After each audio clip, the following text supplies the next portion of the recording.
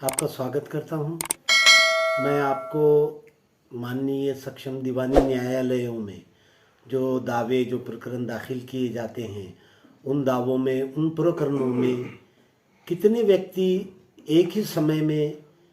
वादी यानी कि प्लेंटिफ्स बनाए जा सकते हैं या बन सकते हैं, और कितने व्यक्ति, एक या एक से ज़्यादा व्यक्ति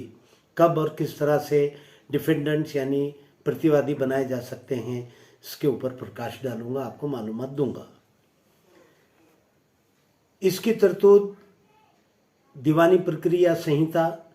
यानी कोड ऑफ सिविल प्रोसीजर के ऑर्डर 1 यानी हुक्म 1 क्लॉजेस अ और ब में दी गई है। अब इसका उदाहरण मैं यूं दूंगा। सबसे पहले तो ये जान लेना जरूरी है उदाहरण देने के पहले कि कोई भी दावा, कोई भी वाद पत्र दीवानी न्यायालय में दाखिल करने के लिए कारण का होना बहुत ज़रूरी है, और उसको कानून की भाषा में कॉज ऑफ एक्शन कहा गया है, दावे का कारण कहा गया है। उस कारण का होना बहुत ही ज़रूरी है। अब इसका उदाहरण मैं यूँ दूंगा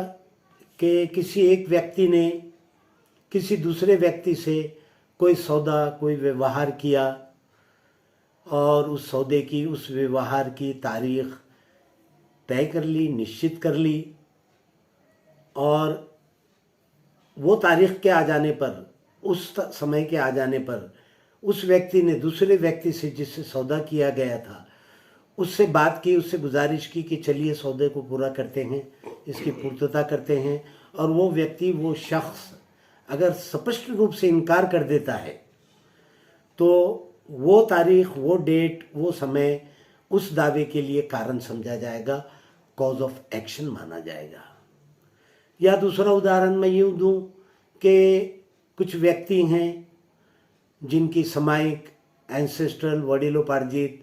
या इस्लामी कायदे से तरका प्रॉपर्टी है, ऐसी कोई मिल्कत है जिसमें सभी का समान हक व हिस्सा है, कब्ज़ा है, ताबा है, कोई विवाद नहीं हुआ, लेकिन कुछ सदस्यों ने दूसरे सदस्यों से, दूसरे हिस्सेदारों से विनंती की, गुजारिश की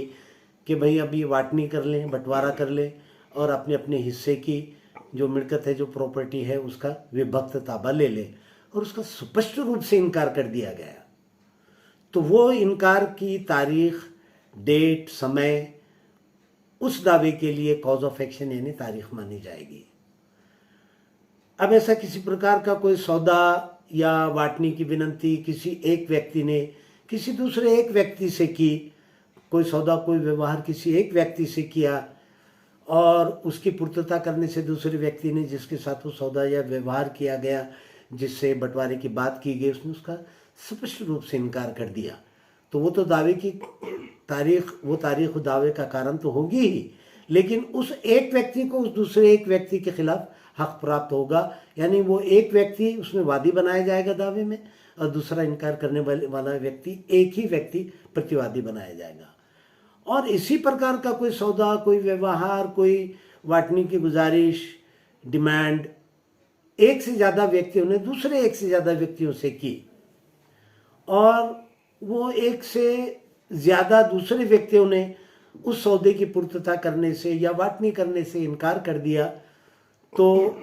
वो तारीख सभी व्यक्तियों के लिए कॉज ऑफ एक्शन होगी, और सभी व्यक्ति एक ही दावे में इनकार करने वाले सभी व्यक्तियों के खिलाफ दावा दाखिल कर सकेंगे, उनको अलग अलग दावा दाखिल करने की ज़रूरत नहीं होगी। अब यहाँ एक बात जहन में ज़रूर रख लें कि कॉज ऑफ एक्शन का जिक्र किया गया है, दावे के कारण का जिक्र किया गया है, तो क्या सभी की दावे का कारण एक ही होना चाहिए, एक ही तारीख, एक ही समय होना चाहिए? ऐसा ज़रूरी नहीं है। एक व्यक्ति को आज इनकार किया गया, दूसरे को दूसरे दिन भी इनकार किया गया, सौदे की पूर्तता करने से अलग अलग समय पर इनकार किया गया हो, यानी कि दावे के कारण कॉजेस ऑफ एक्शन अगर विभिन्न भी हों, अलग अलग भी हों, तो भी एक ही दावे में सभी व्यक्ति वादी बन सकते हैं और दावा दाखिल कर सकते हैं। लेकिन इसकी एक कंडीशन है, मैंडेटरी है, वो लाजमी है, वो ये कि सौदा, व्यवहार एक ही होना चाहिए, विभिन्न नहीं होना चाहिए। यानी जिस दावे, जिस सौदे, जिस व्यवहार के तहत जो हक प्राप्त हुआ वो सेम होना चाहिए। फिर वो हक चाहे ज्वाइंटली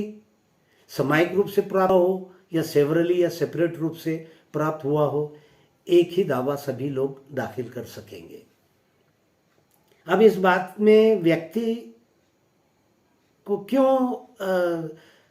सभी को एक दावा दाखिल करने के लिए व्यक्तियों को कहा जा रहा है, इसमें युक्ति है कि सौदा, व्यवहार, रिलीफ सेम एक ही रहते हुए अगर अलग अलग दावे दाखिल किए गए तो उसमें कानून की, कायदे की डिफ़िकल्टी निर्माण हो सकती है, उसके प्रश्न निर्माण हो सकते हैं। यानी सौदा, व्यवहार, रिलीफ, दाद एक ही रहते हुए अलग अलग दावे दाखिल किए गए तो समान रूप से, पूर्ण रूप से दावा निर्णित करने में कठिनाई होती है। धन्यवाद। इस प्रकार के दावे में जो कारण होगा उसको joinder of causes of action कहा गया है, यानी विभिन्न कारणों को एकत्र करना। इस बात को याद रखें। धन्यवाद।